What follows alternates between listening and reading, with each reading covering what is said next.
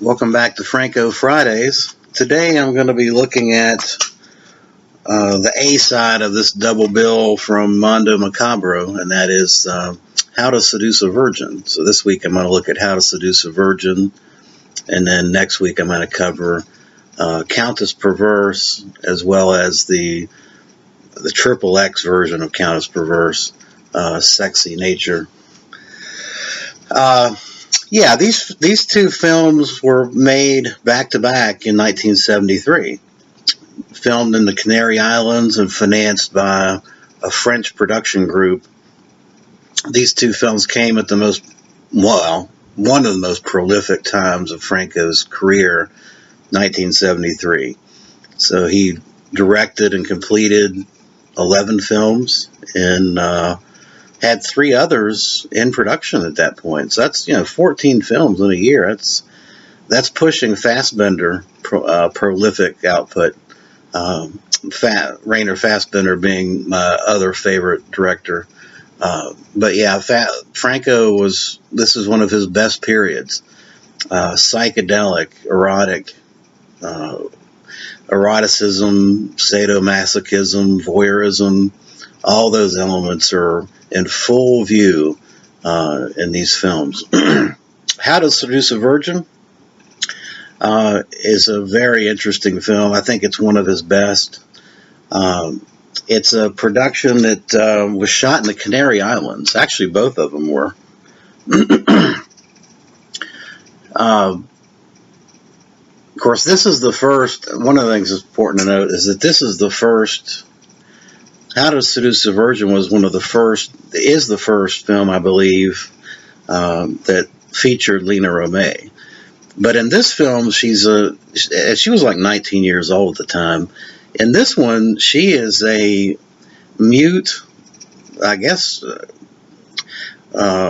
retarded sex slave named Adele. And she is a sex slave to Alice Arnault, who plays Martine Bressic, and then Robert Woods, her sleazy 70s male companion, who's basically there for the money, essentially.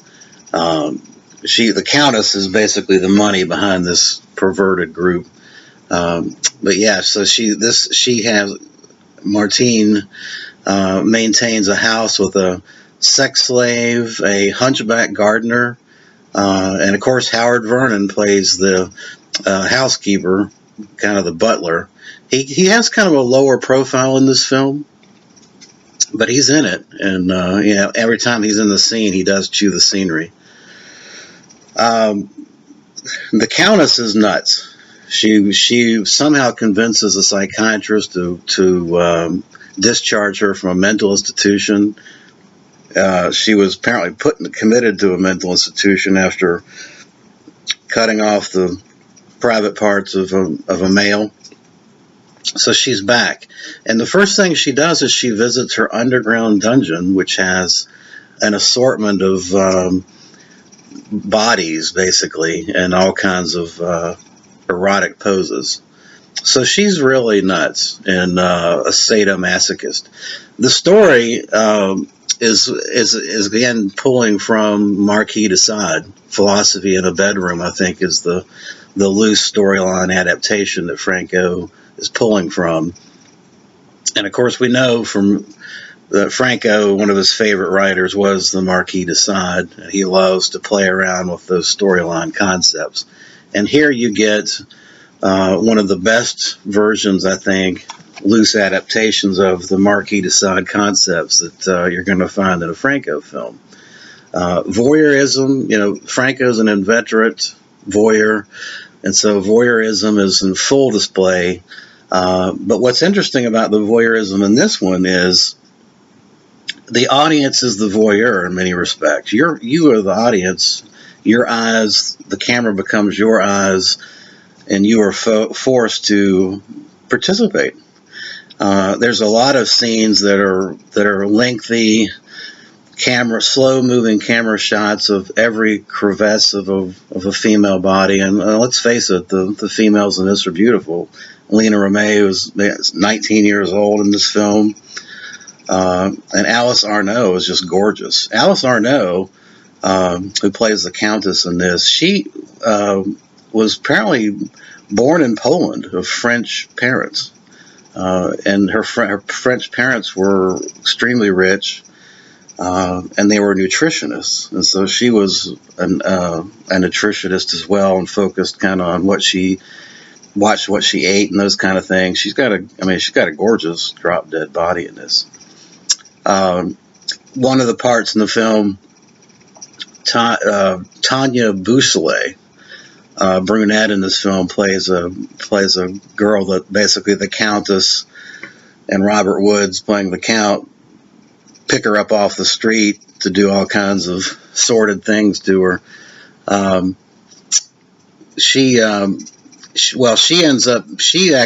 Bousselet, I've got this wrong. Tanya Bousselet was actually playing the daughter of a neighbor that they voyeuristically watch, and then they plot to basically get her to stay with them so they can do all these sordid things to her. She is probably miscast in this film because she just doesn't come off as an innocent virgin type. She's beautiful to look at, but she's really not, in my opinion, what you would want in terms of a virginal kind of look, you know. But be that as it may, it's still interesting. There's a great twist ending at the end, somewhat muted by the fact that Tanya Bousselet isn't really, she's somewhat miscast again in her role. Back to Lena Romay, however. So this was her first role and she plays a bizarre character, has no dialogue. The only way I can describe it is she's kind of a mentally handicapped sex slave. I mean, that's what, she does things like color her face with lipstick. And she always has this spaced out, zoned out look in her face. And, but she, performs all kinds of acts at the behest of the Countess. And the Countess what she's doing is she and her boyfriend, are basically drugging women, and then keeping them in their little basement area. And it's funny when Franco's shooting the basement scenes, you get this weird filter shot where it becomes kind of distorted. But he only does it in the basement scenes, which kind of adds an element of interest to it as well. Fascinating film. I think it's one of his best. It was shot in like 2 weeks, less than 2 weeks. Great music in this. The music is heavy, slow guitar. It's jazzy too. You got the synthetic keyboard thing going on. You got a thumping bass guitar going, and it's all kind of done at a very deliberately slow, kind of seductive, sleazy pace that really complements it complements what you're seeing on the screen, absolutely, in every respect. So I think if you are a fan of Jess Franco, you could do a whole lot worse than to try How to Seduce a Virgin. It's probably certainly one of his best sadomasochistic erotic films that is in his canon. This release is outstanding from Mondo Macabro. It's got, as I said, it's got The Countess Perverse, which was shot in 5 days with the same cast, which I'll cover next week. And then it's got a soundtrack by the Distortions. Distortions are formed by a group called Blue Phantom. And this is music that was featured in the film, and it's very disturbing, as you would imagine, very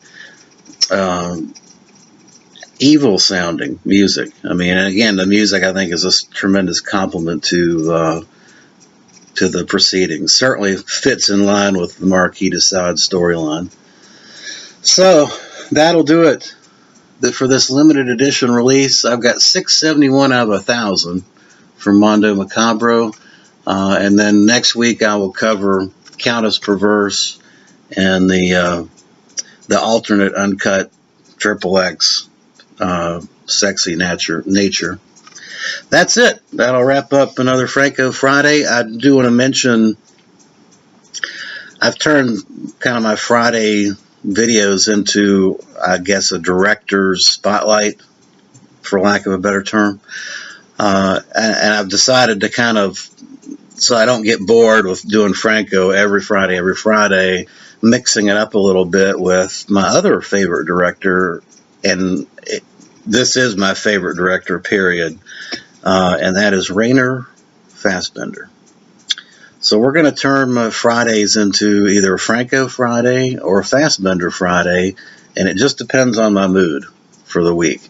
And I'm going to start that in September. So I'm going to alternate Franco and Fassbinder.